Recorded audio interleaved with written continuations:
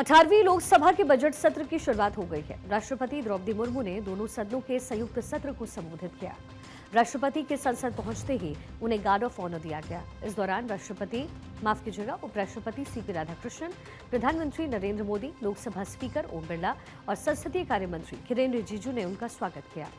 Budget सत्र की शुरुआत करते हुए राष्ट्रपति द्रौपदी मुर्मू ने कहा, संसद के इस सत्र को संबोधित करते हुए मुझे अत्यंत प्रसन्नता हो रही है। पिछला वर्ष भारत की तीव्र प्रगति और विरासत के उत्सव के रूप में यादगार रहा। पूरे देश में वंदे मातरम की 150वीं वर्षगांठ मनाई जा रही है। नागरिक बंकिम चंद्र चटर्जी को उनकी इस महान प्रेरणा के लिए नमन कर रहे हैं। मैं सभी सांसदों को बधाई देती हूं कि संसद में इस विषय पर विशेष चर्चा हुई है। ये कालखंड अपने साथ अनेक प्रेरणाएं लेकर आया है। इस समय वंदे मातरम के 150 वर्षों होने पर पूरे देश में समारोह आयोजित हो रहा है। सभी देशवासी इस महान प्रेरणा के लिए ऋषि बंकिम चंद्र चट्टोपाध्याय जी को नमन कर रहे हैं। मैं आप सभी संसद सदस्यों को बधाई देती हूं कि इस पूर्ण अवसर पर संसद में विशेष चर्चा का आयोजन किया गया है। महामहिम मुर्मू ने अपने संबोधन में देश की विरासत, इतिहास और सांस्कृतिक एकता को याद किया। उन्होंने कहा कि देश ने श्री गुरु तेग बहादुर जी का 350वां शहीदी दिवस मनाया। वहीं बिरसा मुंडा की 150वीं जयंती पर पूरे देश ने उन्हें श्रद्धांजलि दी और आदिवासी समाज के लिए उनके योगदान को याद किया। राष्ट्रपति ने कहा कि सरदार पटेल की 150वीं जयंती से जुड़े हुए कार्यक्रम ने एक भारत श्रेष्ठ भारत की भावना को और मजबूत किया। उन्होंने कहा कि भारत रत्न भूपेन हजारिका की जयंती के आयोजन ने पूरे देश को संगीत और एकता के सूत्र में बांध दिया है। वासियों ने श्री गुरु तेग बहादुर जी का 350 शहीद दिवस पर्व पूरी श्रद्धा के साथ मनाया। भगवान बिरसा मुंडा के 150 जन्म जयंती वर्ष के दौरान देश ने उन्हें श्रद्धांजलि दी और आदिवासी समाज के योगदान को याद किया। सरदार पटेल की 150वीं जन्म जयंती से जुड़े आयोजन ने एक भारत श्रेष्ठ भारत के भाव को मजबूत दी।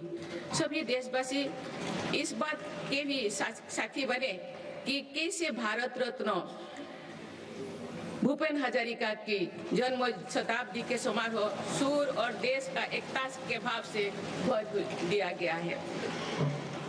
जब देशवासी अतीत के ऐसे महान पड़ावों और अपने पूर्वजों के महान योगदान को याद करते हैं तो नई पीढ़ी के प्रेरणा मिलती है।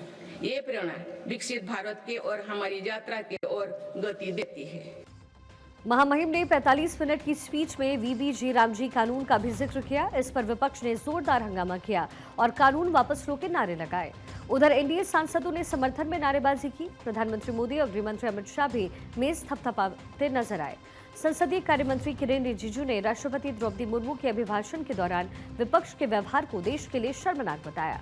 उन्होंने आरोप लगाया कि वंदे मातरम, गुरु तेग बहादुर और अन्य राष्ट्र प्रतीकों के उल्लेख के समय हंगामा करके विपक्ष ने न केवल राष्ट्रपति बल्कि महान विभूतियों का भी अपमान किया।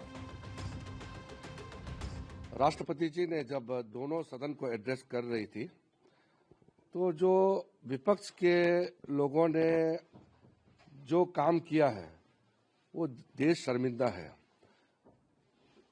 और आज विपक्ष के पार्टी कांग्रेस पार्टी और उनके साथियों को देश कभी माफ नहीं करेंगे। आप जरा सोच के देखिए, कोई रेस्पॉन्सिबल मेंबर ऑफ पार्लियामेंट ऐसे बिहेव कर सकते हैं क्या? वंदे मातरम का 150वीं घाट वर्ष का ये सारा इतना महत्वपूर्ण विषय है और इसको पूरा खड़ा होकर के माथा झुक करके सबको सैल्यूट करना चाहिए, सबको राष्ट्रपति का अभिभाषण का स्वागत करना चाहिए। और ऐसा समय में ये नारा करके अपमान कर रहे हैं। बजट सत्र 28 जनवरी से 2 अप्रैल तक चलेगा। ये 2 हिस्सों में होगा। पहला हिस्सा 28 जनवरी से 13 फरवरी तक और दूसरा हिस्सा 9 मार्च से 2 अप्रैल तक होगा। इस दौरान कुल 30 बैठकें होंगी। 28 जनवरी और 1 फरवरी को कोई शून्यकाल नहीं होगा। बजट सत्र की रूपरेखा काफी लंबी है। पहले चरण में 13 फरवरी तक राष्ट्रपति के अभिभाषण पर धन्यवाद प्रस्ताव और बजट पर चर्चा होगी। इसके बाद एक अंतराल ब्रेक होगा। सदन की कार्यवाही दोबारा 9 मार्च को शुरू होगी और 2 अप्रैल तक चलेगी। रविवार होने के बावजूद 1 फरवरी को बजट पेश करने की स्पेशल तैयारी है, जिस पर पूरे देश की नजरें टिकी हैं। बजट सेशन के 2 सत्रों में कब क्या होगा और किस सेशन में कितनी बैठक होगी, अब आपको जल्दी से वो बताते हैं। बजट सेशन 2 सत्रों में होने वाला है। पहला सेशन 28 जनवरी, 13 फरवरी को अगला सेशन।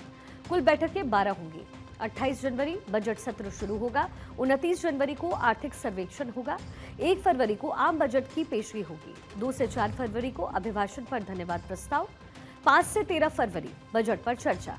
14 फरवरी से 8 मार्च तक छुट्टी होगी। दूसरे सेशन की शुरुआत 9 मार्च से 2 अप्रैल तक होगी। कुल बैठकें 18 होगी। 9 से 25 मार्च तक मंत्रालयों की डिमांड पर ग्रैंड चर्चा होगी।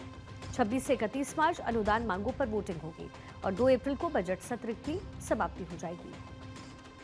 बजट सत्र से पहले ऑल पार्टी मीटिंग हुई है। इसमें विपक्ष ने वीबीजी रामजी एक्ट और एसआईआर पर चर्चा की मांग की, जिसे खारिज कर दिया गया।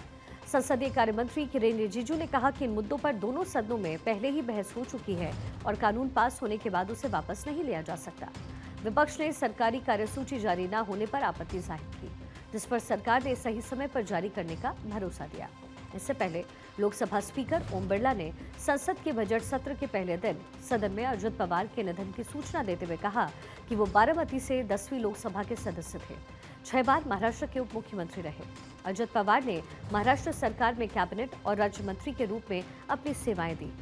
वो 8 बार महाराष्ट्र विधानसभा के सदस्य रहे। अजित पवार अभी महाराष्ट्र के उप मुख्यमंत्री थे। श्री पवार 6 बार महाराष्ट्र के उप मुख्यमंत्री रहे। उन्होंने महाराष्ट्र सरकार में कैबिनेट तथा राज्य मंत्री के रूप में अपनी सेवाएं दी। वे 8 कार्यकाल के लिए महाराष्ट्र विधानसभा के सदस्य भी रहे। श्री अजित पवार जी अभी वर्तमान में महाराष्ट्र सरकार के उप मुख्यमंत्री थे। उन्होंने एक लंबे समय तक अपने सामाजिक और राजनीतिक जीवन में महाराष्ट्र और देश की सेवाएं की। उनका जीवन हमेशा जनता के लिए समर्पित रहा।